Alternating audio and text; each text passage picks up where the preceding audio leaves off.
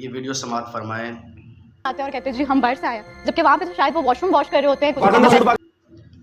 یہ محترمہ جو ہیں انہوں نے اوورسیز پاکستانیوں کے لیے بہت گھٹیا جملہ بولا، تو اس پر ہر شخص کو بڑی تکلیف ہوئی کہ اس عورت نے اوورسیز پاکستانیوں کے بارے میں بہت نازیبا جملہ بولا، سب کو تکلیف ہوئی۔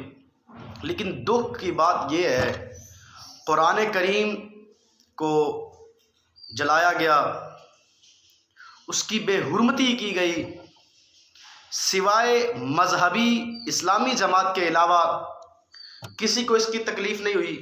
کیا صرف اور صرف ایمان والے جو ہیں وہ لبیک والے ہی ہیں؟ کیا ایمان جو رکھنے والے ہیں، جو مومن ہیں، کیا وہ صرف لبیک والے ہیں؟ جب بھی کوئی مسئلہ آئے،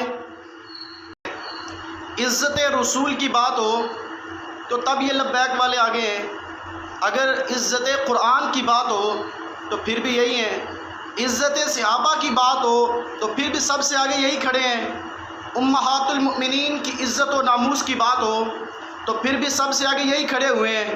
تو پھر بھی یہ قوم نہ جانے ان کو کیوں نہیں سپورٹ کرتی ہے، ان کی عزت کیوں نہیں کرتی ہے۔ اس کا مقصد اور مطلب یہ ہے کہ یہ قوم خود پستی کی طرف جا رہی ہے۔ اس عورت نے صرف تھوڑا سا جملہ بولا، لیکن تھا وہ خطرناک۔ دکھ اس کا ہمیں بھی ہوا، کیونکہ ہمارے بھی بھائی دوست باہر کے ممالک میں ہیں، دکھ ہمیں بھی ہوا۔ لیکن بات یہ ہے کہ سب سے زیادہ جو دکھ ہوا نا، وہ قرآن کریم کی بے حرمتی کا ہوا۔ اس پر کسی کو دکھ نہیں ہوا، کسی نے اس کے اوپر کوئی ریئیکشن نہیں کیا۔ دکھ ہوا جی اس عورت نے یہ بات کر دی ہے، اس عورت نے یہ بات کر دی ہے اوورسیز پاکستانیوں کے لیے۔ یار دکھ سب کو ہوتا ہے کہ اوورسیز پاکستانی ہمارے بھائی ہیں، دوست ہیں، الغرض کے حیا والا اور ایمان والا شخص وہ ہے جس کو قرآن کریم کی بے حرمتی پر دکھ ہو، غصہ آئے۔ ان کے بارے میں بات کی گئی تو بڑا دکھ ہوا۔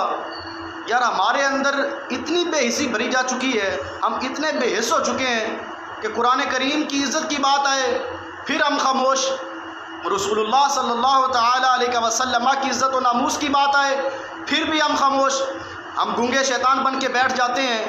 کیا وجہ ہے؟ ہر شخص یہی کہہ رہا ہوتا ہے کہ جو اسلام کے ٹھیکیدار ہیں نا، وہ خود آئیں گے اس کی پیراداری کے لیے۔ او بندہ خدا، تم نے بھی رسول اللہ کا کلمہ پڑھ رکھا ہے، کیا صرف لبیک والوں نے یا پھر اسلامی مذہبی جماعت نے رسول اللہ کا کلمہ پڑھا ہے؟ کچھ ہوش کے ناخن لو۔